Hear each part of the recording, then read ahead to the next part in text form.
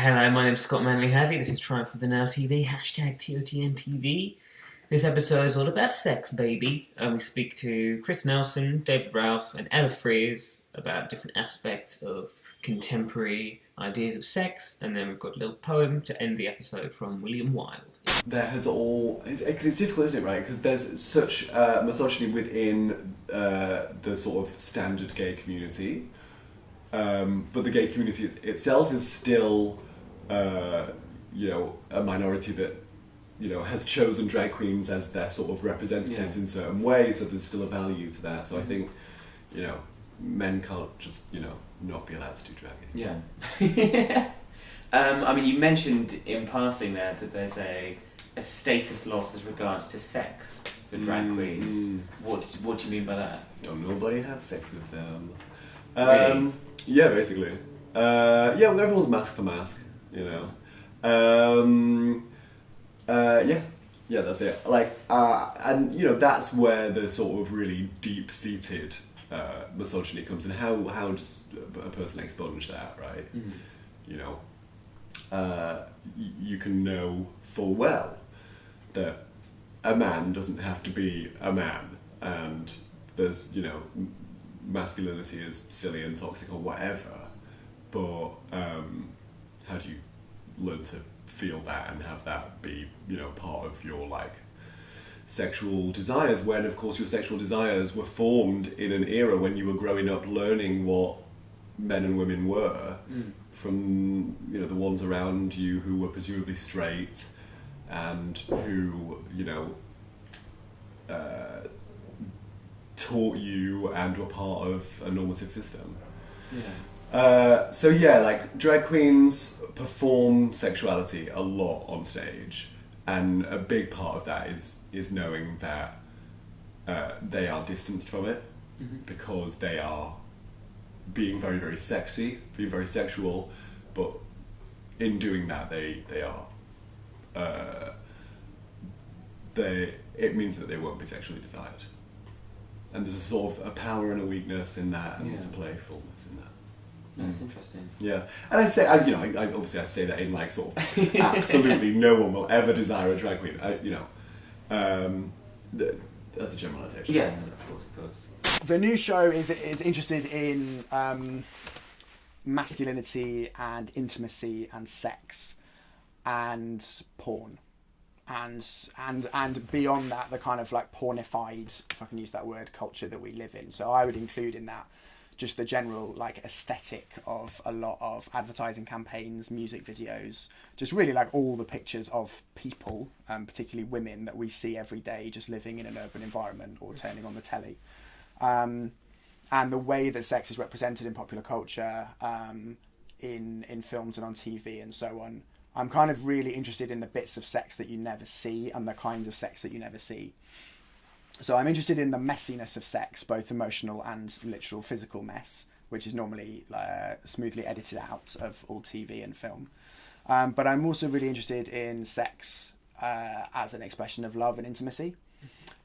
And it's kind of interesting because clearly the idea of sex being linked to love is the most conventional understanding of sex, and so you could argue that it's therefore culturally dominant.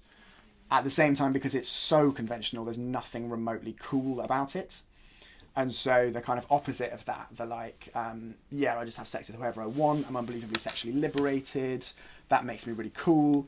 What I'm interested in exploring is that tension between the idea that being sexually liberated is liberating and therefore good, versus the idea that kind of quite quickly descends into how good you feel about yourself or how good you appear to other people is basically to do with how many people you shagged.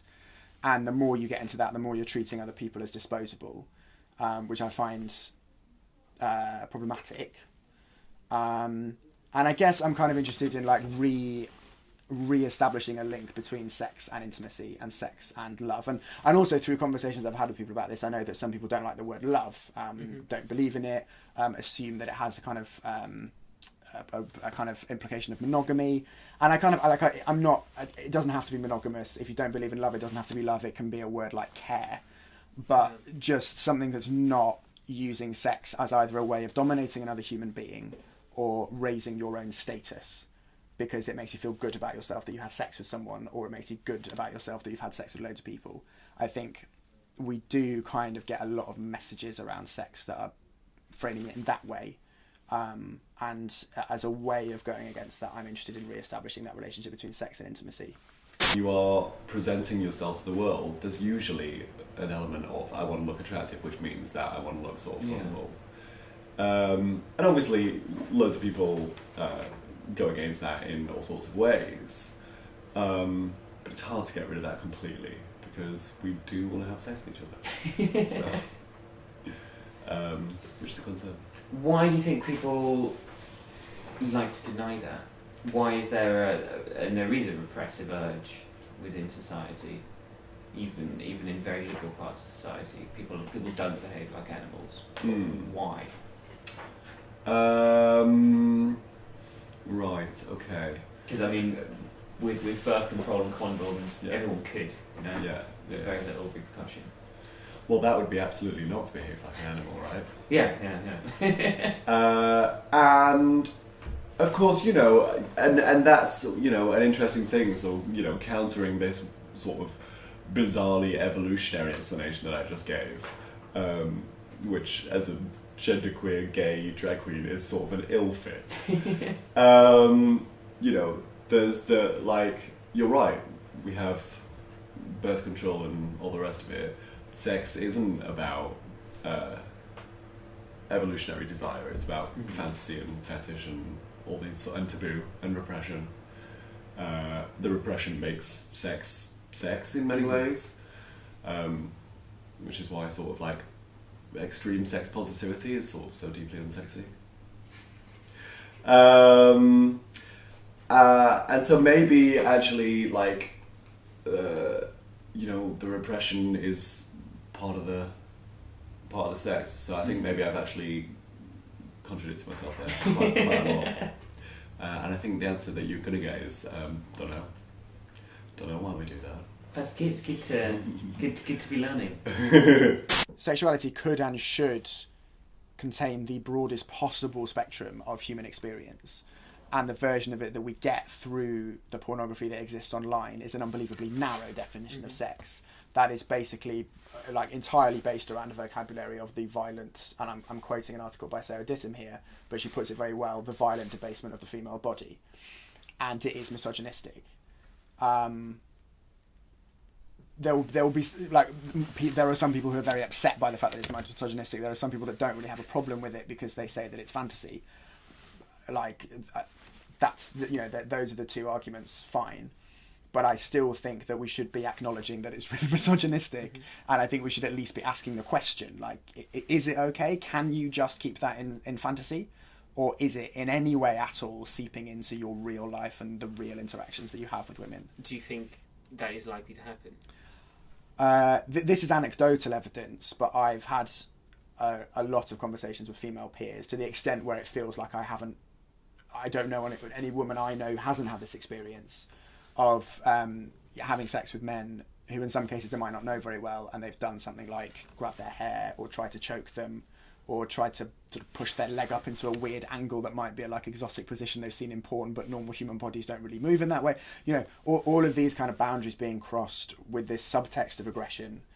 There's a great moment in the Guilty Feminist podcast where Sophie Hagen talks about she says you can tell when you're having sex with a man if they've watched a lot of porn because they glaze over, because they're just not really present, because sex becomes an extension of wanking, basically. It becomes an extension of their masturbational world, in which they can play out a fantasy or reenact a fantasy that they've seen online.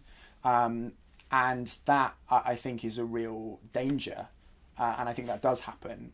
And I guess the show that I would like to make tries to kind of take those men very gently by the hand and just bring them back into the real world and say, like, be present. It's better here because you get to connect with another human being and you get to be close to this human being while you're having sex. Do you think sex and memory are always interlinked?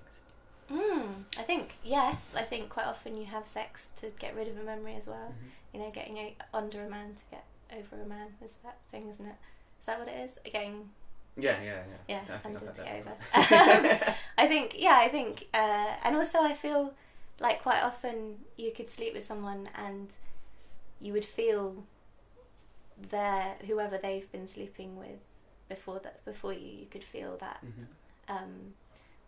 So I think that there's a sort of shared memory, a sort of communion of like a shared experience and a sort of separate experience coming together. I think sex and memory go together. In literature especially, isn't it? It's like that Proustian thing. Like instead of a Madeleine, it's a dick. The next poem is a sonnet called Number 18.